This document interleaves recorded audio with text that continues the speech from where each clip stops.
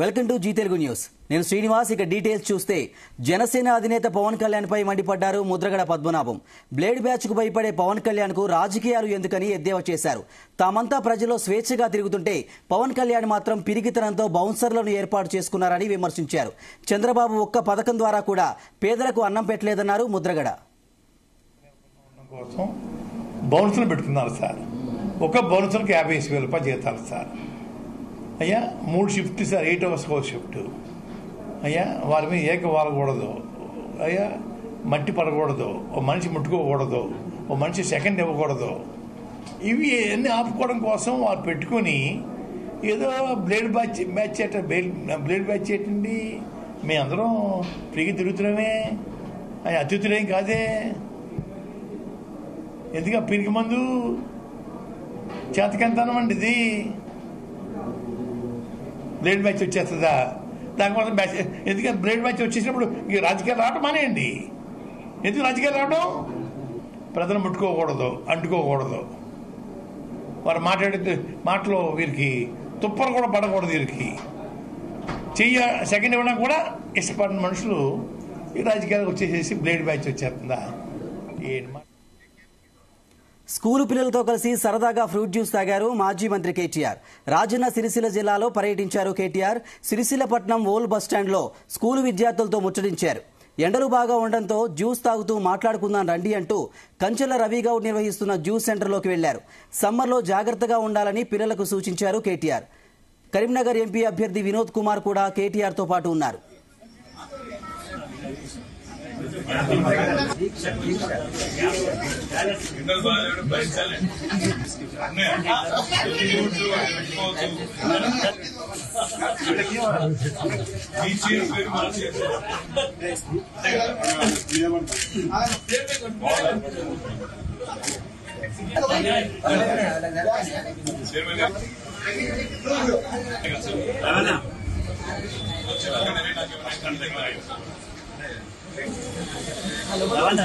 సన్నీ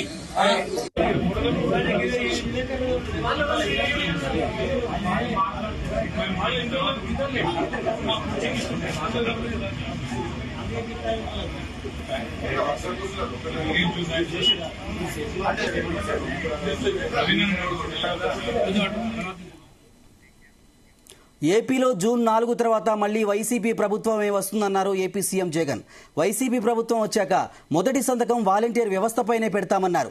పెన్షన్ల కోసం వెళ్లి ఈ 2 రోజుల్లో ఏకంగా 31 మంది ప్రాణాలు పోగొట్టుకున్నారన్నారు. చంద్రబాబు దుర్మార్గం వల్లే 31 మంది అవ్వాతాతలు ప్రాణాలు కోల్పోయారన్నారు. వాలంటీర్ వ్యవస్థ అంటేనే చంద్రబాబు గుండెల్లో రైళ్లు పరిగెడుతున్నాయన్నారు. తిరుపతి జిల్లా నాయుడుపేట సిద్ధం సభలో ఈ వ్యాఖ్యలు చేశారు జగన్.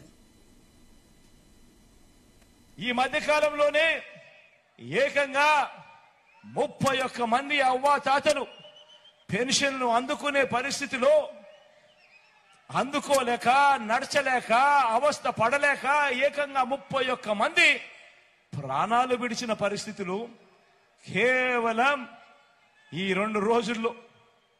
31 మందిని చంపిన ఈ చంద్రబాబు నాయుడు గారిని హంతకుడు అందామా, లేకపోతే అంతకన్నా దారుణమైన పదమేదైనా ఉంది అంటే అదందమా అని చెప్పి ఆలోచన చేయమని కోరుతా ఉన్నా. నేను అడుగుతా ఉన్నా ఇదే చంద్రబాబు నాయుడును, అయ్యా చంద్రబాబు నాయుడు గారు, ఈ రాష్ట్రంలో 66 లక్షల మంది పెన్షన్ తీసుకుంటా ఉన్నారు. అవ్వ తాతలు ఉన్నారు, వితంతు అక్క చెల్లెమ్మలు ఉన్నారు, నా దివ్యాంగులు ఉన్నారు. మీ అందరికీ కూడా వీరందరికీ కూడా చెబుతున్నా, వీరందరికీ కూడా చెబుతా ఉన్నా, కొంచెం ఓపిక పట్టండి, కొంచెం ఓపిక పట్టండి. జూన్ 4వ తారీఖున మళ్ళీ మీ బిడ్డ ప్రభుత్వం వస్తుంది,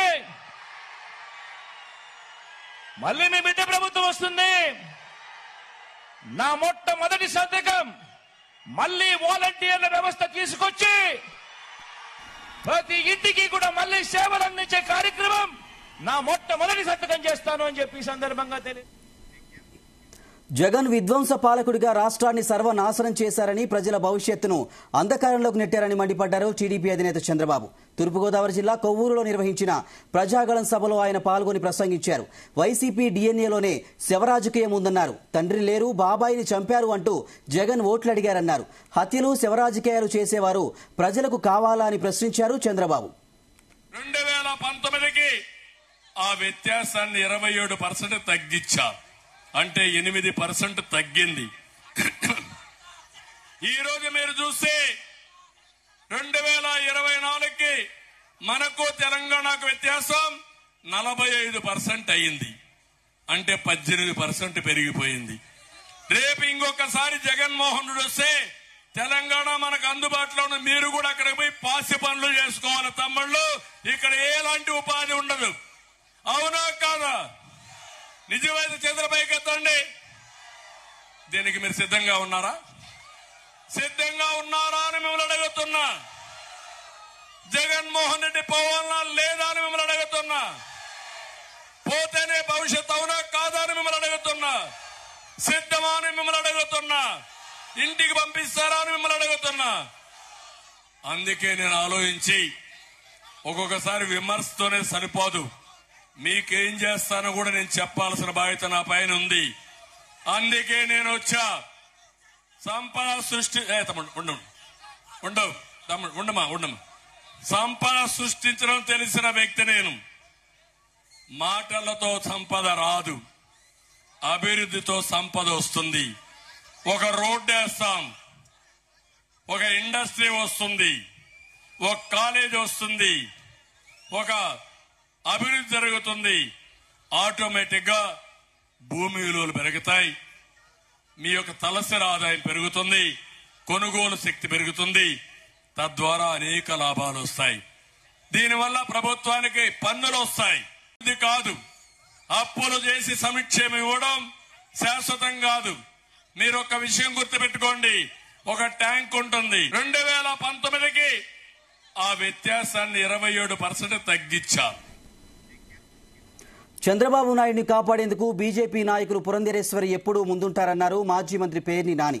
పురంధరేశ్వరి రాష్ట్ర బీజేపీ అధ్యక్షురాలుగా కంటే చెల్లెలి భర్తకు మేలు చేసేలా పనిచేస్తున్నారని మండిపడ్డారు. ఎన్టీఆర్ను కూలదోసే సమయంలో బాబుకు పురంధరేశ్వరి సపోర్ట్ చేశారని ఆరోపించారు.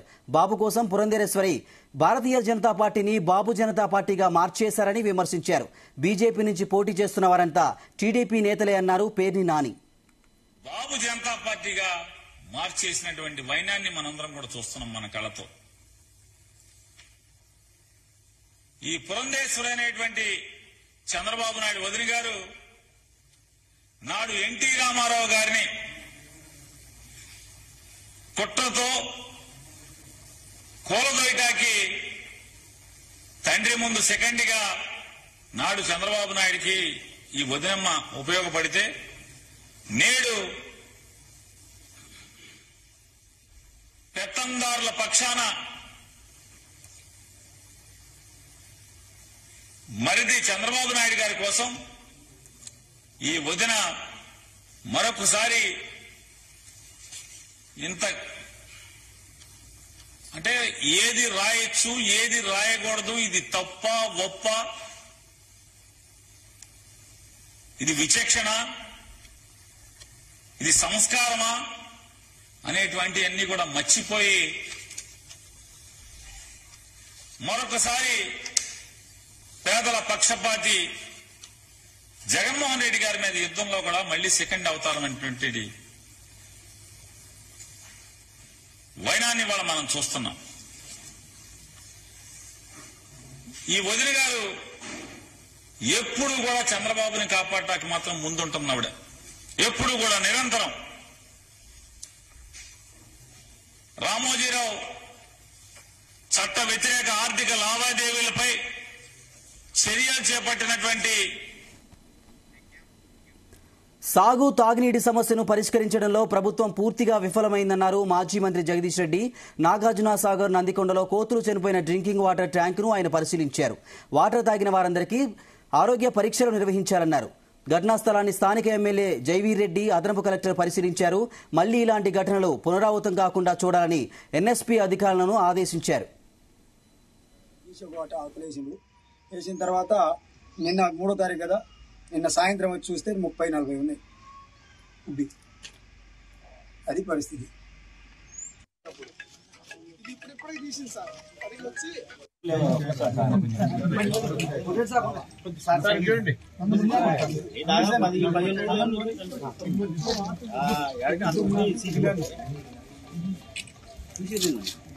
సెల్ ఫోన్ బ్రదర్ ఇప్పుడు కట్ చేసి లైన్ మారుస్తుంది.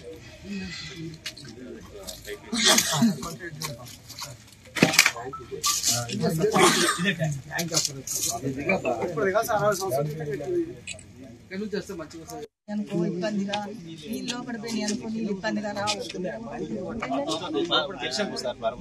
పారబోసి డైరెక్ట్ లైన్ వచ్చి అక్కడ పట్టుకున్నాం. మళ్ళీ రోజు పెట్టాలంటే పాకిస్తానమ్మా నీళ్ళే వాడుకున్నామండి. కొంచెం సాయం చేయండి. చెప్పినాము డిమాండ్ చేసి అన్ని రకాల పరీక్షలు చేయించాలి మొత్తం ఈ కాలనీలో. తాగినామండి. ఆ నీళ్ళే వాడుకున్నాం, స్నానానికి అన్నిటికీ అయ్యే వాడుకున్నాము. ఈ రోజు తెలిసినాక వరకు పట్టుకోలేదు. వేరే వాళ్ళ అయ్యే నీళ్ళు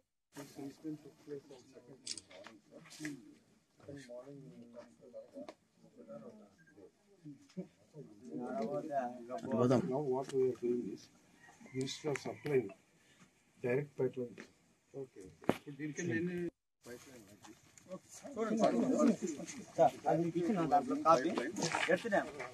అగ్ని ప్రమాదం జరిగింది. అగ్ని ప్రమాదం జరిగింది సార్. కోట్ల రూపాయలతో ల్యాండ్ తయారు చేసింది మన దగ్గర గత కాంగ్రెస్ గవర్నమెంట్ ఉన్నప్పుడు. మొత్తం తగలబడ్డారు సార్.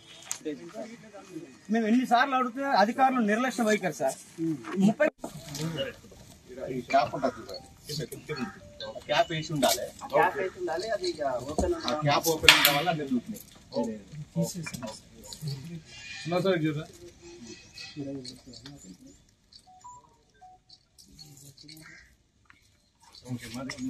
కూడా ఎవరికి తెలియదు. స్థానిక యువకులు గుర్తుపట్టి చెప్పేంత వరకు కూడా దానిపైన పర్యవేక్షణ లేదు, నియంత్రణ లేదు, ఏది కూడా లేదు. నేను వెంటనే ప్రభుత్వాన్ని డిమాండ్ చేస్తా ఉన్నా, జిల్లా యంత్రాంగాన్ని డిమాండ్ చేస్తున్నా. తక్షణమే ఈ ప్రాంతంలో ఉన్న కాలనీలో ఉన్న అందరికీ కూడా ఆరోగ్య పరీక్షలు నిర్వహించాలి. ఎందుకంటే మనం చూస్తున్నాం ప్రపంచవ్యాప్తంగా ఈ కోతుల వల్ల అనేక జబ్బులు వస్తున్నాయనే మాట మనం వింటున్నాం. మరి ఏకంగా అవి చనిపోయి దాంట్లో వారమా 10 రోజుల్లో మనం చెప్పలేం. ఆ శవాలను బట్టి వాటిని బట్టి ఆ డాక్టర్ నిర్ణయించగలుగుతారేమో. 40 కోతులు వాటర్ ట్యాంక్లో ఎండను తట్టుకోలేక నీళ్ల కోసం వాటర్ ట్యాంకుకున్న రేకులను తొలగించి ఆ నీళ్లు తాగేందుకు ప్రయత్నం చేస్తున్న తరుణంలో అవన్నీ ఆ నీళ్ల ట్యాంకులో పడి చనిపోవడం జరిగింది. మూగజీవాలకి, వన్యప్రాణులకి ఇటువంటి సంఘటన జరగడం చాలా దురదృష్టకరం. అదేవిధంగా ఈ ట్యాంక్ ఏదైతే ఉన్నదో ఈ ట్యాంక్ నుంచి కేవలం ఇప్పుడు 9 ఇళ్లకే నీళ్లు ఇవ్వడం జరుగుతుంది. కాకపోతే అధికారులు హుటాహుటిన స్పందించి అవి దాంట్లో పడ్డాయని తెలియగానే ఆ నీటి సప్లైని ఆపేయడం జరిగింది. దానివల్ల ఏ ఒక్క ఇంటికి కూడా ఈ కలుషితమైన నీరు అందలేదని అధికారులు చెప్తున్నారు. వారికి కొత్త నీళ్ల కనెక్షన్ కూడా ఇవ్వడం జరిగింది. ఈ ట్యాంక్ ఏదైతే ఉందో తర్వాత ఫ్యూచర్లో కూడా ఇటువంటి సంఘటనలు జరగకుండా ఈ ట్యాంక్ని డమ్మీ చేయడం జరుగుతుంది. ఇటువంటి ట్యాంకులు ఇంకా లేకుండా వన్యప్రాణులకు కానీ మూగజీవాలకు కానీ నీరందేందుకు ఎక్కడికక్కడ చిన్న చిన్న ట్యాంకులను కట్టియమని కూడా అధికారులకు ఆదేశం ఇవ్వడం జరిగింది. కొండగట్టులో ఏదైతే ప్రమాదం జరిగి మనుషులు చచ్చిపోయినరో వాళ్ళని చూసేందుకు వెళ్ళని నాయకులు ఇప్పుడు కోతులను ఏవైతే చచ్చిపోయినాయో వాటిని చూసేందుకు మాత్రం హైదరాబాద్ నుంచి బయలుదేరిందని తెలుస్తుంది. ఈ ఎన్నికల్లో కేవలం రాజకీయం కోసం కోతులను కూడా వాడుకుంటున్న ఈ నాయకులకి బుద్ధి చెప్పేందుకు ప్రజలు కూడా తయారుగా ఉన్నారు. ఇప్పటికే 3 నెలల క్రితమే వాళ్ళ చెంప చెల్లు అనిపించారు. ఈసారి ఉన్న గుడ్డ, అంగి, బట్ట, లాగు అన్ని లాగేందుకు కూడా తయారుగా ఉన్నారని మీ అందరికీ తెలియజేసుకుంటున్నాను. ఏమాత్రం చిత్తశుద్ధి లేని గత పాలకులు నందికొండ మున్సిపాలిటీలో విచ్చలవిడిగా ఏవైతే కబ్జాలు జరుగుతున్నాయో, ల్యాండ్లు అమ్ముకుంటున్నారో వాటిని అన్నింటినీ చూసుకుంటూ కూర్చున్నారు తప్పితే ఏ చర్యలు తీసుకోలేదు. సిద్దిపేటను అన్ని రంగాల్లో అభివృద్ధి చేశామన్నారు మాజీ మంత్రి హరీష్ రావు. సిద్దిపేట జిల్లాలో ఆయన పర్యటించారు. హనుమాన్ నగర్లో శ్రీ పెద్దమ్మ తల్లి విగ్రహ ప్రతిష్టాపన మహోత్సవంలో పాల్గొన్నారు. అమ్మవారిని దర్శించుకుని ప్రత్యేక పూజలు చేశారు. అనంతరం గాడిచెర్లపల్లిలో ఎల్లమ్మ తల్లి ఉత్సవాల్లో పాల్గొన్నారు హరీష్.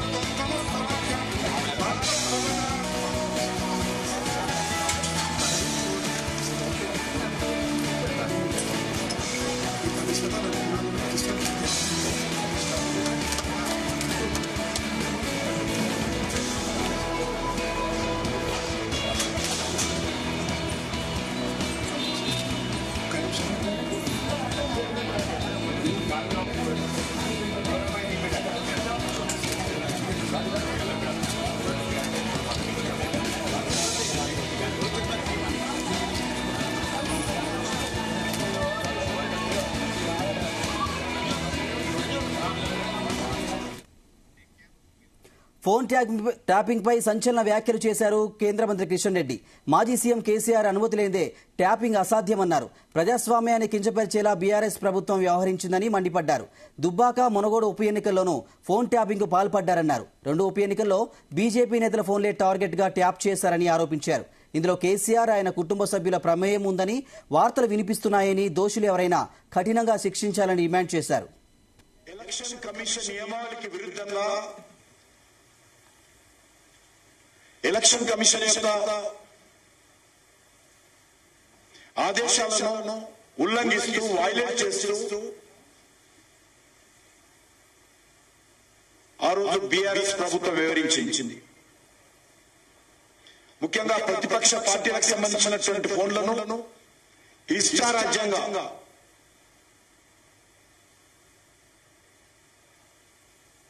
అక్రమ పద్ధతిలో ఫోన్ ట్యాపింగ్ చేయడం జరిగింది. మీకు తెలుసు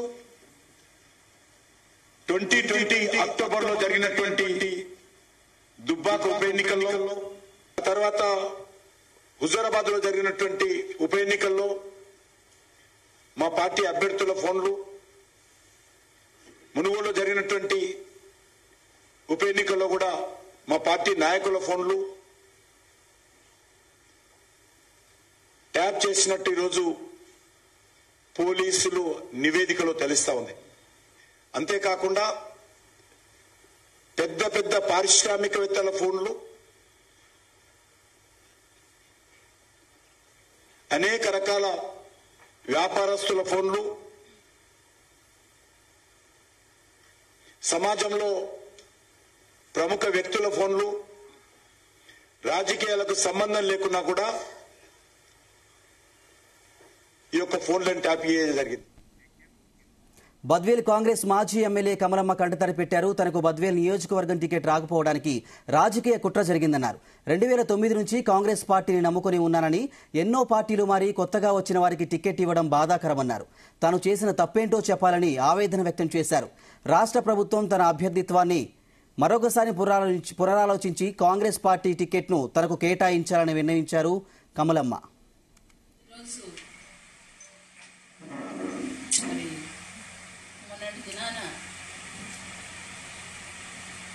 టీవీలలో కాంగ్రెస్ పార్టీ అభ్యర్థుల లిస్ట్ వేసినప్పుడు మరి అందులో బద్వేల్ నియోజకవర్గానికి వేరే పేరు రావడం చూసినప్పటి నుంచి మనోవేదనకు గురైనప్పటికీ మౌనంగా ఉండిపోవడం జరిగింది.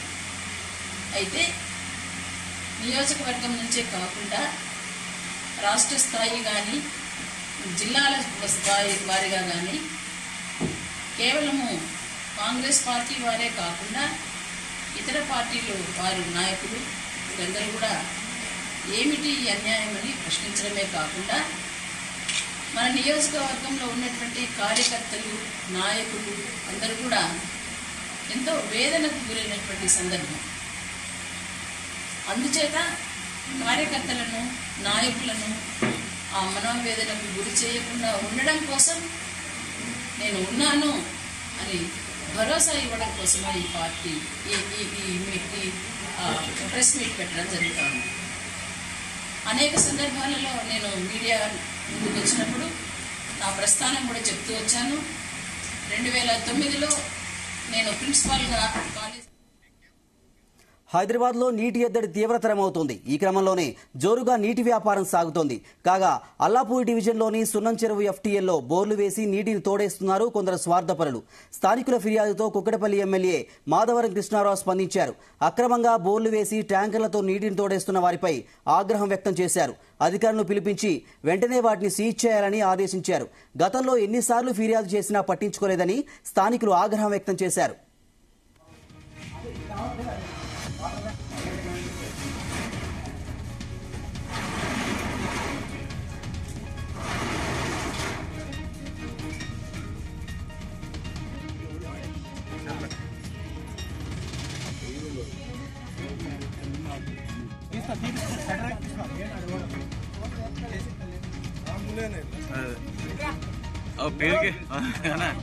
పేరుకేమో శోభ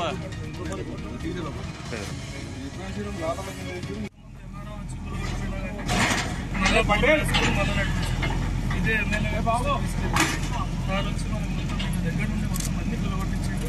మరీ ఇంటర్వ్యూ తీసుకొని ఈరోజు వచ్చింది సార్. నిన్న బంద్ చేసిపోయినప్పటి నుంచి అన్ని బోర్లలో వాటర్ వచ్చింది. అంటే ఈ ప్రాబ్లం ఎప్పటి నుంచి ఉందా మీకు? ఈ ప్రాబ్లం ఎప్పటి నుంచి? 3 నెలల నుంచి. వర్షాకాలం ఫిబ్రవరి నుంచి స్టార్ట్.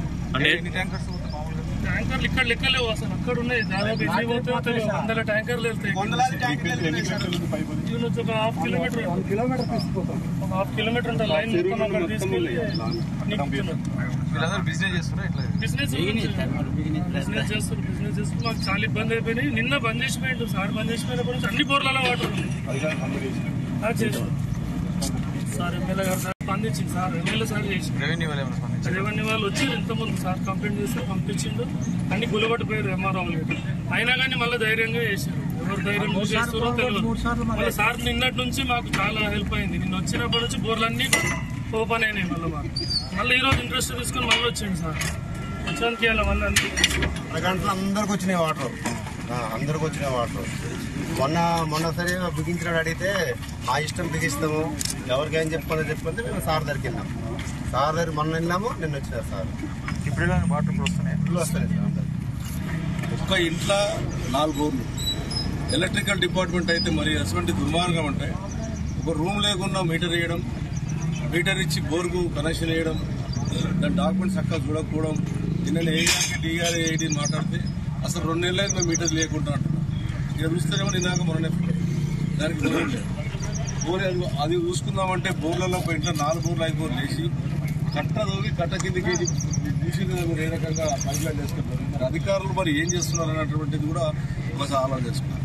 నేను కలెక్టర్ గారికి ఫోన్ చేశాను, మినిస్టర్ గారికి ఫోన్ చేశాను, జెడ్సీకి ఫోన్ చేశాను, అన్ని డిపార్ట్మెంట్ ఇరిగేషన్ డిపార్ట్మెంట్ ఫోన్ చేస్తే ఇలా మార్నింగ్ అది కూడా ఇలా 10 గంటలకు నేను పబ్లిక్తో వచ్చి నీ మండలంలో కూర్చుంటా అంటే ఇవాళ వచ్చి అడౌట్ చేస్తాను. నేను ఒకటే విజ్ఞప్తి చేస్తాను, ఇంత దుర్మార్గమైన. ఇంకోటి నాకున్న ఇన్ఫర్మేషన్ ఏంటంటే ఒక్క బోరుకు 3 లక్షల రూపాయలు కొంతమంది తీసుకుంటున్నారు. ఆఫీసర్లు తీసుకుంటారా ఇంకోటి తీసుకుంటారా నేను చెప్పలేం. కానీ వీళ్ళంతా నేను వచ్చినప్పుడు మా దగ్గర 3 లాక్స్ తీసుకుంటున్నారు 2 నెలలకు అని వాళ్ళు చెప్పారు. నేను ఆఫీసర్లు కొడతా ఉన్నాను. మీకు ఇన్నిసార్లు చెప్పి ఒక ఎమ్మెల్యేగా నేను రిక్వెస్ట్ చేస్తే మీరు స్పందించలేకుండా మీ కామన్చర్ మధ్యలోకి వేసి పైప్ లైన్ వేస్తే వాళ్ళ మీద యాక్షన్ తీసుకోకుండా వాళ్ళని కేసు పెట్టకుండా ఇష్టానుసారంగా ఒక ఇంట్లో 4 బోర్లు వేస్తే మన ప్రజలకు ఏమేమి చేద్దాం అనుకుంటున్నాను ఆలోచన. నేను జెర్సీ గారు చెప్పాను, జెర్సీకి 4-5 సార్లు ఫోన్ చేశాను. జెర్సీ నేను ఒక ఎమ్మెల్యేను కుక్కడపల్లి కాన్స్టిట్యున్సీ 1,70,00,000 ఓట్లు నాకు వేసారు, 75,000 మెజార్టీతో గెలిచాను. ఒక ఎమ్మెల్యే గౌరవం లేనటువంటి పరిస్థితి. ప్రజల పక్షాన్ని నిలబడాలంటే ఆలోచనతో చెప్తే స్పందించలేదు. మాకు ఆఫీసర్ వస్తలేరు, ఈ ఆఫీసర్ వస్తలేదు.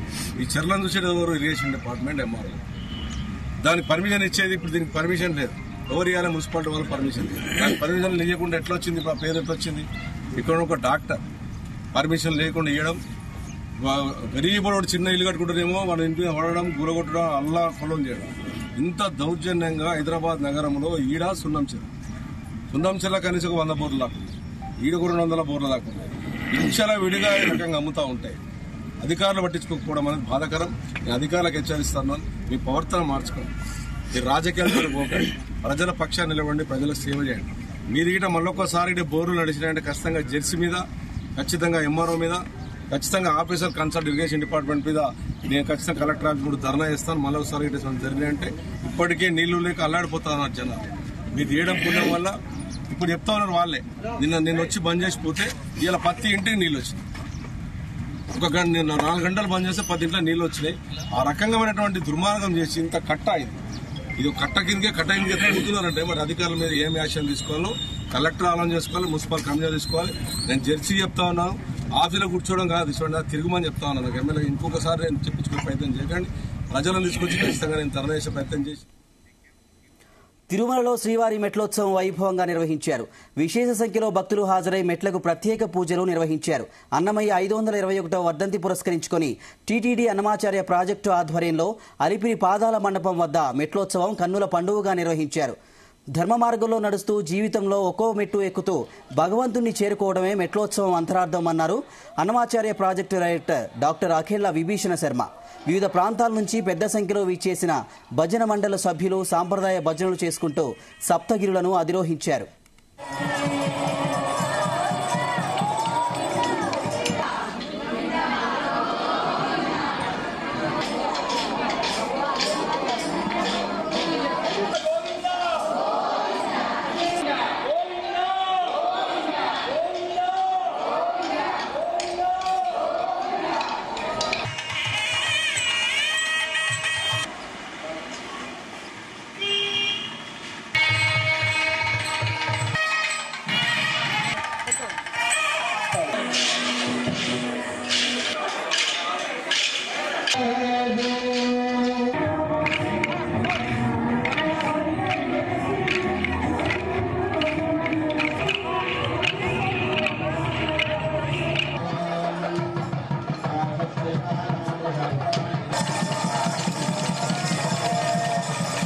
పవిత్రమైనటువంటి పుణ్యస్థలం తిరుమల క్షేత్రం.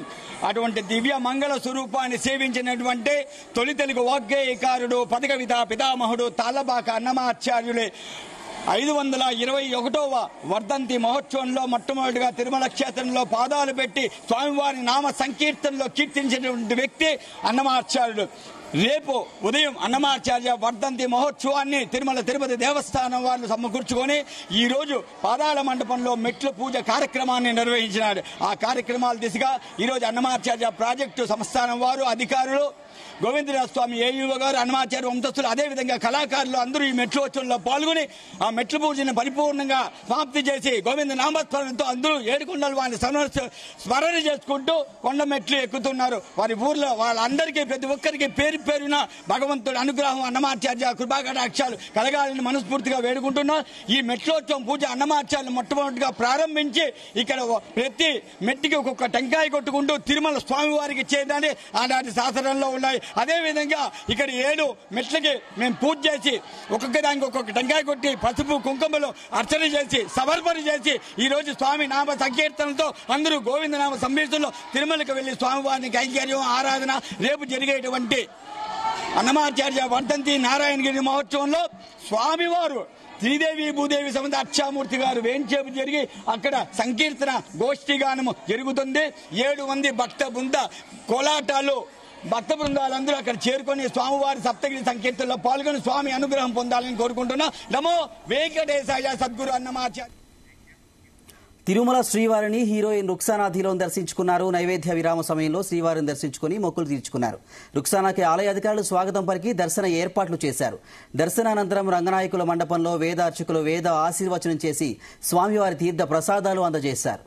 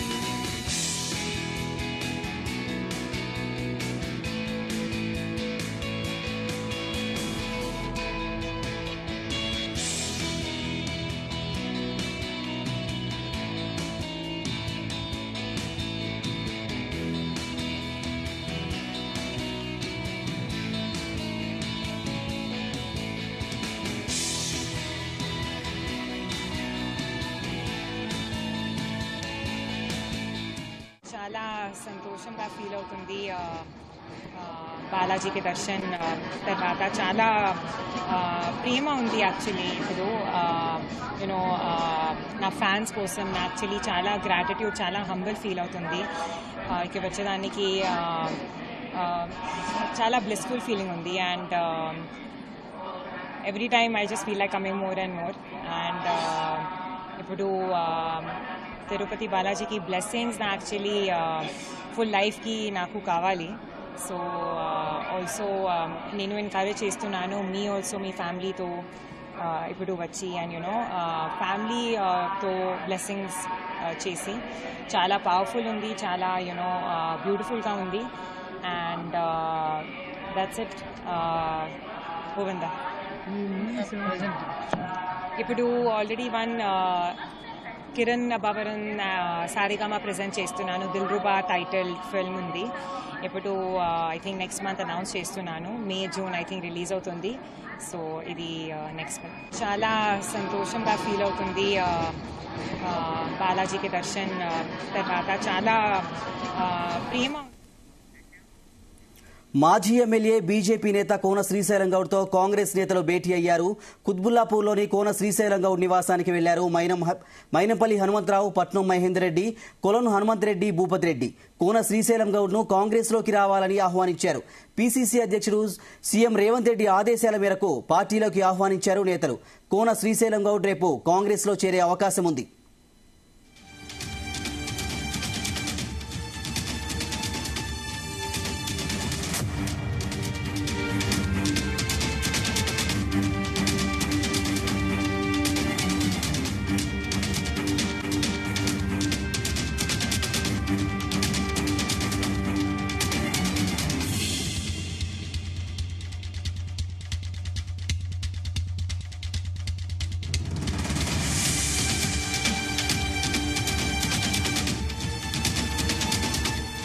మాజీ ఎమ్మెల్యే బీజేపీ నేత కోన శ్రీశైలం గౌడ్తో కాంగ్రెస్ నేతలు భేటీ అయ్యారు. కుత్బుల్లాపూర్లోని కోన శ్రీశైలం గౌడ్ నివాసానికి వెళ్లారు. మైనంపల్లి హనుమంతరావు, పట్నం మహేందర్ రెడ్డి, కొలను హనుమంత్ రెడ్డి, భూపత్ రెడ్డి కోన శ్రీశైలం గౌడ్ను కాంగ్రెస్లోకి రావాలని ఆహ్వానించారు. పీసీసీ అధ్యక్షుడు సీఎం రేవంత్ రెడ్డి ఆదేశాల మేరకు పార్టీలోకి ఆహ్వానించారు నేతలు. కోన శ్రీశైలం గౌడ్ రేపు కాంగ్రెస్ పార్టీలో చేరే అవకాశం ఉంది. ఇక ఇదే ఇష్యూకు సంబంధించి మరిన్ని డీటెయిల్స్ మా ప్రతినిధి శ్రీచరణ్ అందిస్తారు. శ్రీచరణ్. శ్రీనివాస్, ఇప్పుడు వలసల పర్వం నడుస్తుంది అని చెప్పుకోవాలి. మనము ప్రధానంగా చూసుకుంటే ఇటు బీఆర్ఎస్ నుంచి కానీ ఇటు ఇవాళ బీజేపీ నుంచి మొన్న కుత్బుల్లాపూర్ కాన్స్టిట్యున్సీ నుండి పోటీ చేసి ఓడిపోయిన కోన శ్రీశైలం గౌడ్ కూడా కాంగ్రెస్ నేతలతో భేటీ అయ్యారు. కుత్బుల్లాపూర్ లోని శ్రీశైలం గౌడ్ నివాసానికి వెళ్లిన మైనపల్లి హనుమంతరావుతో పాటు పట్నం మహేందర్ రెడ్డి తో పాటు హనుమంత్ రెడ్డి, భూపత్ రెడ్డి కూడా వెళ్లారు. ప్రత్యేకంగా కాంగ్రెస్ పార్టీలోకి తిరిగి రావాలని కూడా ఆయనకి ఆహ్వానం అందించారు. అయితే ఇది స్వయాన పీసీసీ అధ్యక్షుడు ముఖ్యమంత్రి రేవంత్ రెడ్డి ఆదేశాల మేరకే పార్టీలోకి ఆహ్వానించారు నేతలు అనేది కూడా ప్రధానంగా ప్రచారంలో సాగుతోంది. అయితే కోన శ్రీశైలం గౌడ్ రేపు దాదాపు కాంగ్రెస్ లో చేరే అవకాశం ఉందని కూడా ప్రధానంగా జోరుగా ప్రచారం అందుకుంది. అయితే మనం కోన శ్రీశైలం గౌడ్ బ్యాక్గ్రౌండ్ చూసుకుంటే ఆయన దాదాపు 3 decades నుంచి పాలిటిక్స్ లో ఉన్నారు. ఆయన కాంగ్రెస్ పార్టీలో ప్రధానంగా మొదటి నుంచి కూడా ఆయన కాంగ్రెస్ లో ఉన్నారు. వివిధ హోదాల్లో కూడా పనిచేశారు. ఆయన 2005-2009 వరకు ఆంధ్రప్రదేశ్ రాష్ట్ర పోలీస్ హౌసింగ్ కార్పొరేషన్ చైర్మన్ గా కూడా పనిచేశారు. అనంతరం ఉమ్మడి ఆంధ్రప్రదేశ్ రాష్ట్రంలో 2009 అసెంబ్లీ ఎన్నికల్లో కూడా కుత్బుల్లాపూర్ శాసనసభ నియోజకవర్గం నుండి కాంగ్రెస్ పార్టీ టికెట్ ఆశించారు. అయితే పార్టీ టికెట్ ఇవ్వకపోవడంతో ఇండిపెండెంట్ గా బరిలో దిగి ఎమ్మెల్యే గెలిచాడు. అప్పట్లో అది చాలా సెన్సేషన్ అనేది కూడా మనం చెప్పుకోవాలి. అనంతరం 2014-2018లో జరిగిన అసెంబ్లీ ఎన్నికల్లో కూడా మరోసారి కాంగ్రెస్ పార్టీ నుండి పోటీ చేసి ఓటమి పాలయ్యాడు. ఆయన మేడ్చల్ జిల్లా కాంగ్రెస్ పార్టీ అధ్యక్షుడిగా కూడా పనిచేశారు. అయితే ఆయన కాంగ్రెస్ పార్టీని వీడి బీజేపీలో జాయిన్ అయ్యే ముందు కూడా సంచలనాత్మకంగా వ్యాఖ్యలు చేశారు. అప్పట్లో ఆయన 2021 ఫిబ్రవరిలో కాంగ్రెస్ పార్టీకి ప్రాథమిక సభ్యత్వంతో పాటు పార్టీలో అన్ని పదవుల్లో కూడా రాజీనామా చేశారు. అప్పట్లో ఆయన చేసిన వ్యాఖ్యలు చాలా సంచలనాత్మకంగా మారాయి. ఆయన ఏమన్నారంటే కాంగ్రెస్ కి పోరాడే శక్తి కోల్పోయింది, కాంగ్రెస్ అసలు ఎక్కడ కూడా బరిలో లేదో, పోరాటం చేసే ఆలోచన కూడా లేదు. అందుకే బీజేపీలో జాయిన్ అవుతున్నానని కూడా అప్పట్లో ఆయన ప్రస్తావించారు. జాతీయ అధ్యక్షుడు నడ్డా సమక్షంలో ఆయన అప్పట్లో బీజేపీలో చేరారు. అయితే ఇప్పుడు మనం ఒక రకంగా చెప్పుకోవాలంటే ఒకప్పుడు కాంగ్రెస్ లో ఇచ్చి మిగతా వివిధ పార్టీలోకి వెళ్లిన వారంతా కూడా ఇప్పుడు సొంత గూటికి చేరుకుంటున్నారని మనం ప్రధానంగా ప్రస్తావించుకోవచ్చు. ఇటీవల కాలంలో మనం చూసుకుంటే కె కేశవరావుతో పాటు అలాగే కూతురు గద్వాల విజయలక్ష్మి కూడా, గద్వాల విజయలక్ష్మి అంటే కాంగ్రెస్ సభ్యత్వం లేకపోయినప్పటికీ కేశవరావు సీనియర్ మోస్ట్ మెంబర్ గా చాలా దాదాపు 40 ఏళ్ల పాటు ఆయన కాంగ్రెస్ పార్టీలో ఉండి సిడబ్ల్యూసి మెంబర్ గా వర్క్ చేసి, అలాగే మనం చూసుకుంటే పట్నం మహేందర్ రెడ్డి కూడా చూసుకుంటే మొదట్లో కాంగ్రెస్ లో ఉండే, అనంతరం బీఆర్ఎస్ లో మంత్రిగా కూడా పనిచేసి ఆయన కాంగ్రెస్ లో వెళ్లడము, ఆయన సతీమణికి మల్కాజ్గిరి పార్లమెంట్ కాన్స్టిట్యున్సీ నుంచి టికెట్ ఇవ్వడము, అలాగే దానం నాగేందర్ కూడా బీఆర్ఎస్ నుండి కాంగ్రెస్ లో వెళ్లడము, ఇప్పుడు ఆయన సికింద్రాబాద్ పార్లమెంట్ టికెట్ కేటాయించడము. అలాగే ఒక రకంగా చెప్పుకోవాలంటే పక్షులన్నీ కూడా తమ సొంత గూటికి చేరుకుంటున్నాయనే నానుడి ఏదైతే ఒక సామెత ఉందో ఇప్పుడు కాంగ్రెస్ పార్టీ చిందాన కూడా అలాగే నడుస్తుందని ప్రధానంగా మనం చెప్పుకోవచ్చు. పాతగా ఎవరైతే కాంగ్రెస్ పార్టీలో కొన్ని ఏళ్ల పనిచేసిన వాళ్ళందరూ కూడా మళ్ళా తిరిగి ఇప్పుడు సొంత గూటికి చేరుకుంటున్నాయి. దానికి ప్రధాన కారణం ఏంటంటే రాబోయే పార్లమెంట్ ఎలక్షన్స్ లో కాంగ్రెస్ పార్టీని మరింత బలోపేతం చేసేటందుకు ఎంతైనా కూడా కొంత మేరకు వీళ్ళు గతంలో కాంగ్రెస్ పార్టీలో పనిచేశారు కాబట్టి వీళ్ళకు కొంచెం సొంత క్యాడర్ కూడా కలిగి ఉంటారు. వీరు కొంచెం కొద్ది గొప్ప ఏజెన్సీలలో చరిస్మాటిక్ గా లీడర్లుగా వీళ్ళకి పేరు ఉంది. సో ఆ నేపథ్యంలో ఇప్పుడు రాబోయే పార్లమెంట్ ఎన్నికల్లో ఎక్కువ సీట్లు గెలుచుకోవాలనే యోచనలో ప్రధానంగా ఇక్కడ కాంగ్రెస్ నేతలు ఉన్నారు. దానిలో భాగంగానే మళ్ళీ ఒక బీజేపీలో కూడా ఉన్నట్టు గర్వాపసి అన్నట్టు కూడా ఇప్పుడు కాంగ్రెస్ కూడా ఇదే పనిలో ఉన్నట్టు కూడా మనకు స్పష్టంగా తెలుస్తోంది. గడిచిన శ్రీచరణ్ వినిపిస్తుందా? Sricharan, thank you Sricharan.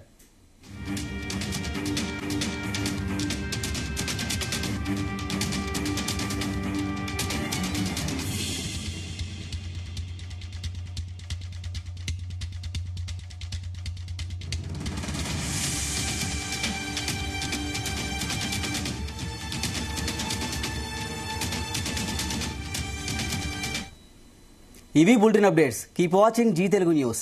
నిజం నిక్కచ్చిగా.